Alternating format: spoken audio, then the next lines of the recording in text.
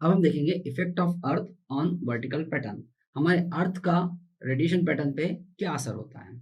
ठीक, the radiation pattern so far obtained on the assumption that antenna or antenna array was isolated or situated in free space, far removed from any other conducting body or reflecting surface। मतलब अभी तक हम जो भी radiation pattern बना रहे थे उसमें हम ये मान रहे थे कि हमारा जो एंटीना है वैसा हवा में लटका हुआ है, उसको कोई सपोर्ट नहीं है, बस ये हवा में लटका हुआ है, उसके आसपास कोई बॉडी नहीं है, कोई रिफ्लेक्टिंग सरफेस नहीं है। ये हमारा एजम्पशन था, पर रियल लाइफ में इट इज नॉट पॉसिबल। हम किसी भी एंटीना को बिना किसी फीडिंग के ऐसा हवा में नहीं टांग सकते और ये एज्यूम नहीं कर सकते कि इसके पास तो फीडिंग है।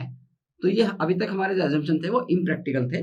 अब हम प्रैक्टिकल एंटीनास की बात कर रहे हैं, तो हमें मानना पड़ेगा कि वो एंटीना है, उसके आसपास कोई रिफ्लेक्टिंग बॉडी भी हो सकती है, उसके आसपास अर्थ भी हो सकता है। In practice antennas are nearly always erected either right at the surface of earth or within a few length of earth surface। यानी कि या तो डायरेक्ट अर्थ पे रखा होगा या अर्थ से फ्यू वेवलेंथ की डिस्टेंस पे हमने इसको माउंट करके रखा हुआ।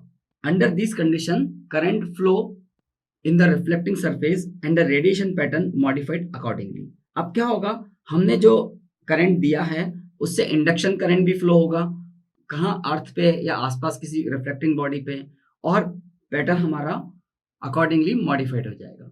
The magnitude and phase of these induced currents will be dependent upon the frequency and properties of reflecting surface. अब आपके पास जो सरफेस है उसका कंडक्टिविटी कितनी है, उसका एप्सिलॉन कितना है, इस बात पे डिपेंड करेगा कि उसका बिहेवियर, जो आसपास के कंडक्टिंग सरफेस का बिहेवियर क्या रहेगा और हमारा रेडिएशन पैटर्न कैसे अफेक्टेड होगा। For practical purpose it is adequate to compute the resultant field on the assumption that surface are perfectly conducting and this is true for earth at low and medium frequency। यानी हम practically के लिए मान लेते हैं कि इसके आसपास की सरफेस जो है वो परफेक्टली कंडक्टिंग है, और ये परफेक्टली कंडक्टिंग सरफेस सही भी है अर्थ के लिए, लो और मीडियम फ्रिक्वेंसी के लिए, and for metallic reflectors at any radio frequency. आपको स्क्रीन पे एक डायग्राम दिख रहा है जिसमें एक कंडक्टिंग सरफेस है। हमने मान लिया ये कंडक्टिंग सरफेस है, इसके ऊपर एक एंटीना हमने वर्टिकल रखा है और एक हॉरिजॉन्टल रखा है। आप देखिए, ठीक, अब हमें मालूम है कि अगर मैं यहाँ पॉजिटिव दूंगा तो ये नेगेटिव हो जाएगा और ये हर हाफ साइकिल के बाद इंटरचेंज होता रहेगा, पॉजिटिव नेगेटिव पॉजिटिव नेगेटिव। जो हाफ साइकिल, एक हाफ साइकिल में पॉजिटिव है वो सेकेंड हाफ साइकिल में नेगेटिव हो जाएगा। सिमिलरली यहाँ भी क्या होगा, अभी मैंने मान लिया थोड़ी देर के लिए कि बॉटम पॉजिटिव है तो ये नेगेटिव हो जाएगा और नेक्स्ट हाफ साइकिल में इसका उल्टा हो जाएगा।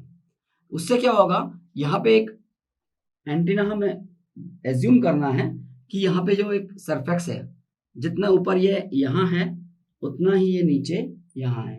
अभी जो स्टार्ट हो रहा है वो इमेज एंटीना का कंसेप्ट स्टार्ट हो रहा है। तो क्योंकि यहाँ पॉजिटिव है तो इंड्यूस करंट यहाँ नेगेटिव होगा, यहाँ नेगेटिव है तो इंड्यूस करंट यहाँ पॉजिटिव होगा। ठीक,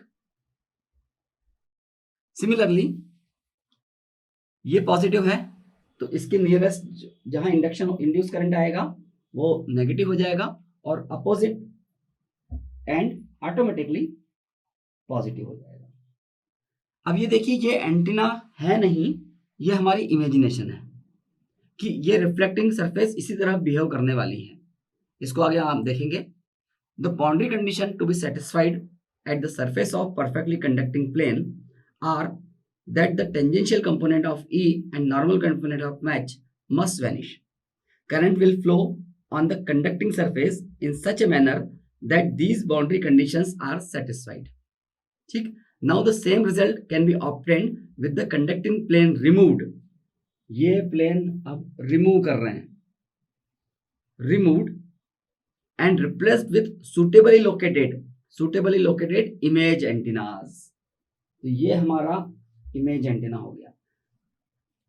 इनफैक्ट क्या है, ओरिजिनली प्रैक्टिकली तो ये अर्थ सरफेस है, लेकिन हमने समझने के लिए मान लिया कि इस अर्थ को मैंने रिमूव कर दिया है और सुटेबल हाइट पे नीचे एक दो एंटीना अलग हैं, ये हमारे इमेज एंटीना है। Image charges will be mirror image of actual charges. The current in actual and image element will have the same direction for vertical antenna. अब वर्टिकल एंटीना में सेम डायरेक्शन है, ऊपर negative नीचे positive, ऊपर negative नीचे positive, लेकिन ये opposite है हॉरिजॉन्टल एंटीना के लिए। यहाँ पे पॉजिटिव से नेगेटिव और ये पॉजिटिव से नेगेटिव, आप देखिए डायरेक्शन चेंज हो रहा है। The resultant field is considered as made up of direction of direct and reflected waves, the image antenna being the virtual source of reflected. अब मैं इसको फिर से बना रहा हूं, अब आपको मालूम पड़ेगा कि इमेज एंटीना का यहां क्या असर पड़ रहा है। हमारा ओरिजिनल रेडिएशन ऐसा जाएगा और अर्थ के कारण रिफ्लेक्ट होकर ऐसा जाएगा। तो ये रिफ्लेक्ट होकर ना जाके हमने मान लिया कि ये तो यहां से आया है। Now there are two rays, one is direct from antenna and another is reflected from earth, but we assume that it is not reflected because reflecting surface has been removed. Now it is came from image antenna.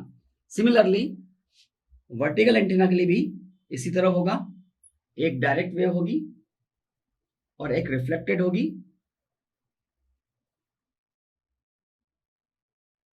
इस reflected को मैं मानूंगा कि ये reflect होकर नहीं आई बल्कि image antenna से आई है।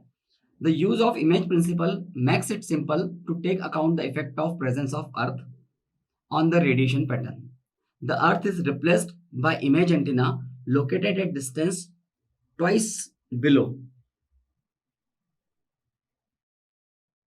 यानी कि अगर इसकी हाइट h है तो h से 2h नीचे, हाइट हम कहां से नापेंगे? अर्थ से। अर्थ से इसकी हाइट h है और इस से 2h नीचे यानी अर्थ से h नीचे हमारा इमेज एंटीना है, where h is the height of actual antenna above the ground. The field of this image antenna is added to the actual antenna to yield a resultant field.